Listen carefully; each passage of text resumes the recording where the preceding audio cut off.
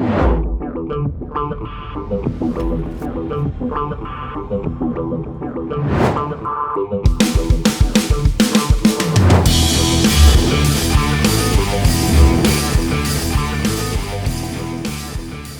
what's up? Welcome back. What's going on?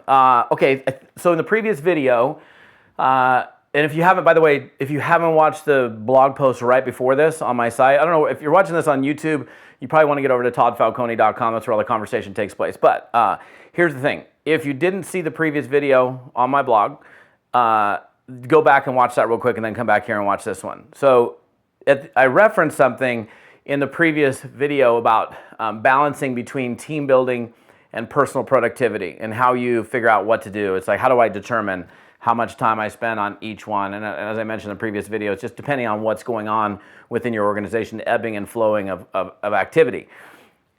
Now, here's the thing, and this is very important that you understand this, and this is from my own personal mistakes of doing this, and you get the opportunity of learning from my mistakes so you don't make the same mistake I did. And it's a very costly mistake, so I really hope you pay attention. So we all look for independent people. We want people that can go do, and they don't need our help, and they can rock it out, and they can run their own events, and they're doing events this weekend the same time I'm doing my event. They're over here. They're earning more money than me, bigger checks. They're out producing. Great, we all look for that. But during that situation, it can be really easy to lose daily consistent contact with those people. Like when you grow a new person, you're starting to work with a new team member, in my opinion, you should be working with that person and helping them grow and develop an organization. So there's a tight-knit relationship that exists. It's not like you're sending someone off, hey, go make me some money, call me back when you've enrolled somebody. That's not the way we play the game if we want to do it the right way and create, long-standing people that stay in our organizations where there's loyalty and all of that. So, but you get somebody, you work with them, you help them grow, and then you get to a point where they've graduated college. They're onto their own career. If I were using the analogy of going through the educational journey and getting out of college and finding their career path and getting married and having kids and all of that, right? So it can be very easy, just like in that instance, where it could be months since you've talked to your kid that's now on his career path and has 3 kids and is married and living across the U.S. And the thing about that is you have to understand that, and here's the analogy, here's the phrase, and I think the phrase is fitting: weeds grow in every garden.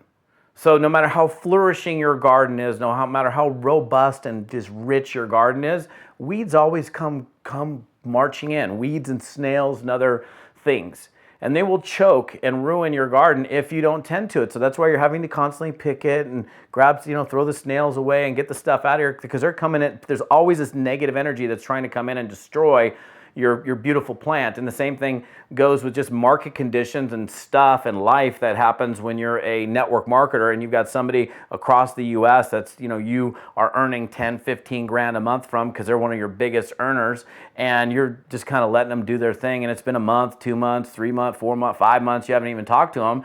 You don't do that, because what happens is so much time goes between contacts in that case that stuff can happen. And here's my rule. My rule is, I call it the 7-day rule. I never let more than 7 days pass without having some contact with the key anchor driver people in my organization. Those are the people that are responsible for doing doing a majority of the volume in any sales organization I have. If you're like one of my top people, baby, I am in contact with you at least once a week, if not more than that, no matter how independent you are. No matter how free you are and the fact that you don't need me for anything, that doesn't mean I don't stay in contact with you.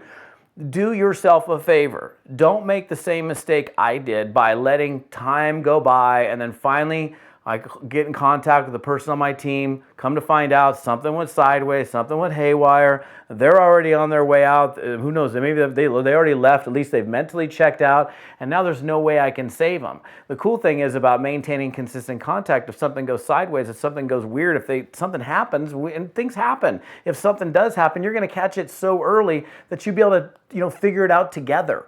Rather than them, I don't know, maybe we're not going to make it, what's going to happen? Oh, maybe I ought to check something out, maybe I ought to quit. By the way, this stuff happens all the time. So 7-day rule. Don't ever break the 7-day rule when it comes to team building with your key driver people. That's the key people that are developing most of your organizational volume in your team. So love your comments, love your feedback, love you. This is Todd Falcone here at toddfalcone.com. Hope you're having a wonderful day. We'll see you on another video.